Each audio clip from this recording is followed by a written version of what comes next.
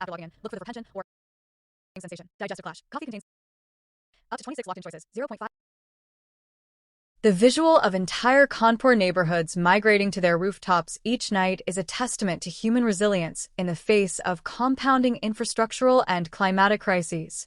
As of mid-2026, with the India Meteorological Department issuing severe heatwave alerts and temperatures regularly touching 45 degrees Celsius, urban concrete homes turn into thermal batteries. These structures absorb intense solar radiation all day and radiate it relentlessly at night. When the power grid fails, indoor spaces become suffocating ovens. Mass migration to rooftops is no longer a traditional summer habit. It is a desperate mechanism for collective survival.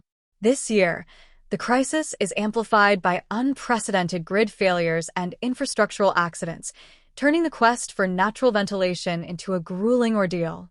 Specific neighborhoods most affected. The epicenter of the current blackout crisis is concentrated in South Kanpur.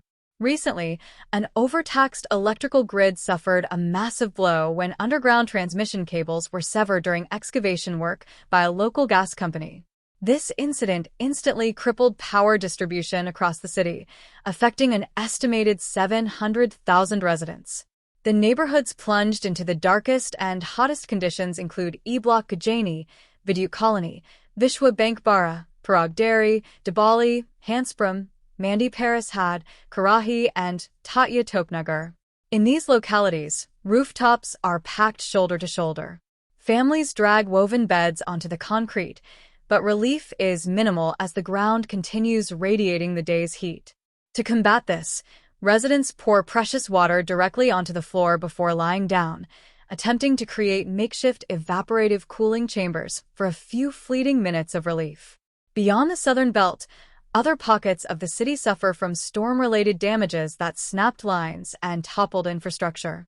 Areas like Jadeshwar Dam Society, Zarab Chowki, the State Bank area, CPWD quarters, JK Jute Mill, and Suresh Bagh have experienced full-day blackouts due to localized transformer failures and blown high-tension leads.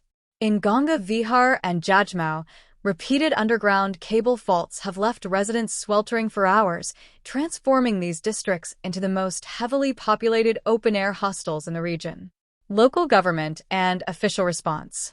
The official response from the Kanpur Electricity Supply Company, KESCO, and the local administration has been a mix of emergency triage and damage control, bringing little immediate comfort to those sleeping on scorching roofs. KESCO Managing Director Neha Jain inspected the disaster sites, acknowledging the severity of the blackout. The administration's primary short-term strategy is implementing rotational load shedding. Because the main transmission arteries are severed, KESCO is attempting to reroute electricity through alternative, lower-capacity lines to provide a few hours of intermittent relief to the blacked-out southern zones. However, due to the staggering peak demand driven by extreme heat, these alternative lines frequently overload and trip, leading to highly unpredictable supply. To address the negligence that triggered the South Kanpur collapse, the Uttar Pradesh Power Transmission Corporation Limited filed a formal police complaint against the gas company for severing the transmission cables. Officials estimate that splicing the specialized underground cables and normalizing the grid will take upwards of 15 days, a veritable eternity during a lethal heat wave. Recognizing severe public health risks,